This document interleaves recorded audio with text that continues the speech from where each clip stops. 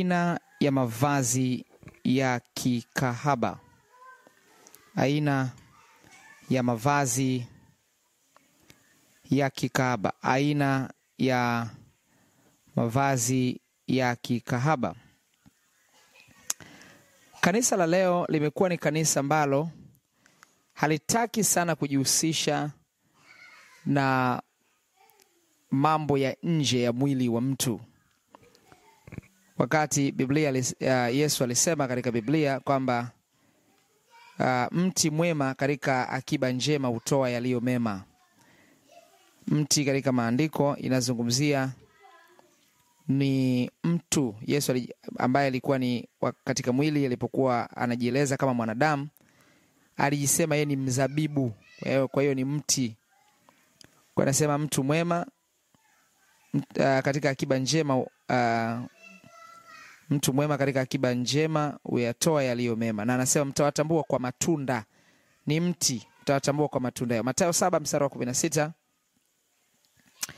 mpaka mstari wa 18. Mtawatambua kwa matunda yao. Je, watu huchuma zabibu katika miba au tini katika mibaruti? Vivyo hivyo kila mti mwema huzaa matunda mazuri, na mti mwovu huzaa matunda mabaya. Mti mwema huwezi kuzaa matunda mabaya, wala mti mwovu kuzaa matunda mazuri. Kwa hiyo Yesu aliposema kwamba mtawatambua kwa matunda yao. Matunda ni nini? Mti, matunda yake yanakaaga nje ya mti. Yanakaa nje ya mti.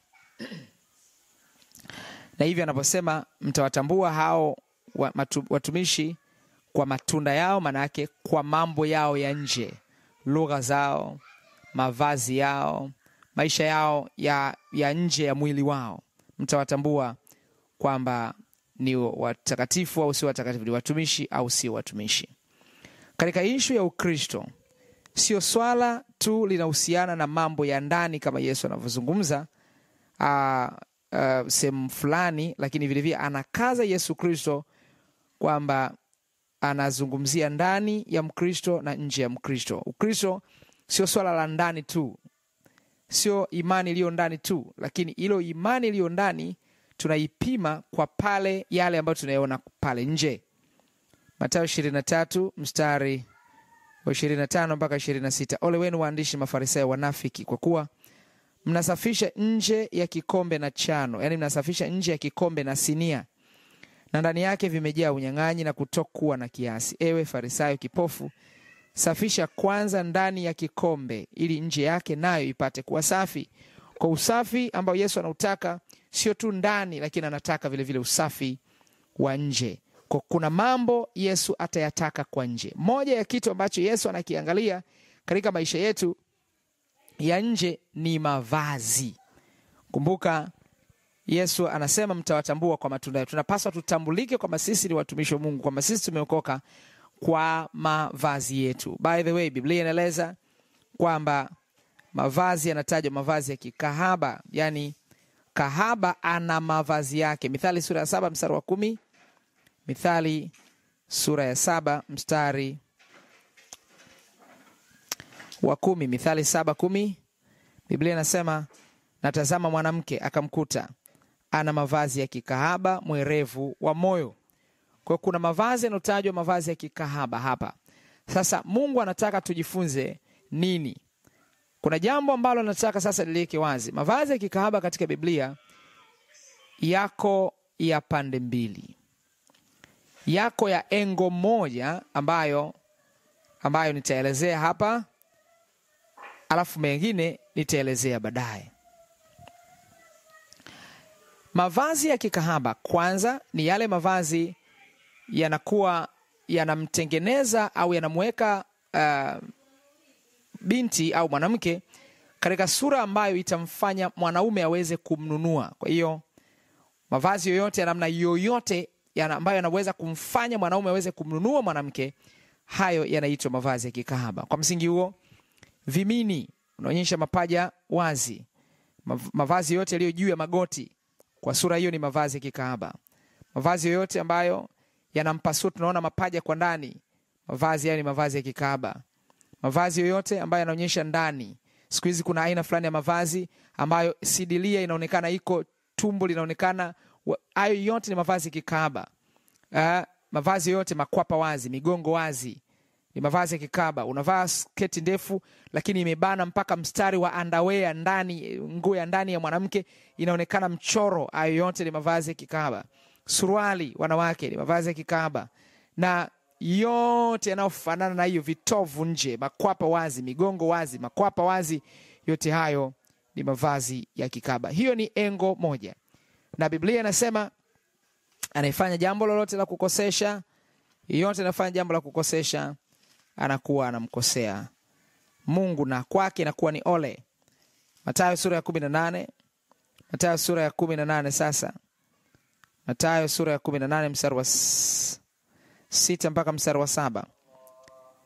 Bali atakayemkosesha mmoja wapo wadogo hawa waaminiaminiwa, yawafaa afungiwe shingoni jiwe kubwa la kusagia na kutoswa katika kilindi cha bahari.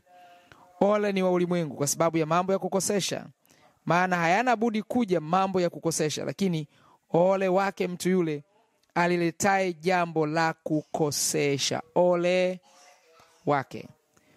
Unapovaa mavazi ya kumkosesha mwanaume, unapovaa, hata mwanaume unavaa mavazi ya kumshawishi mwanamke aingie katika mitego yako, katika mtindo wako, wewe unavaa mavazi ya kukosesha, ole kwako, ole itakuwa juu yako. Hayo ni kona ya kwanza ya mavazi ya kikahaba. Lakini kuna kona nyingine ya mavazi ya kikahaba. Na kama wewe unavaa mavazi ya namna hiyo ambayo nimeeleza hapa mwanzo, ni wewe jiweke katika kundi la makahaba. Je, vazi gani jingine la mavazi ya kikahaba? Ukivaa vile vile vazi hili, nawe tunakuweka katika kundi la makahaba. Mwanzo sura ya 38. Ukivaa vazi hili, na wewe ni kahaba. Mwanzo sura ya 38 mstari wa 15. Ukivaa vazi hili, nawe ni kahaba. Yuda alipomwona alimdhania kuwa ni kahaba, maana amejifunika uso. Ukijifunika uso, mavazi yote, ukikutana wanawake wote ambao wamejifunika uso, Biblia inawatambua kama hao ni makahaba, kwa sababu umevaa mavazi ya kikahaba.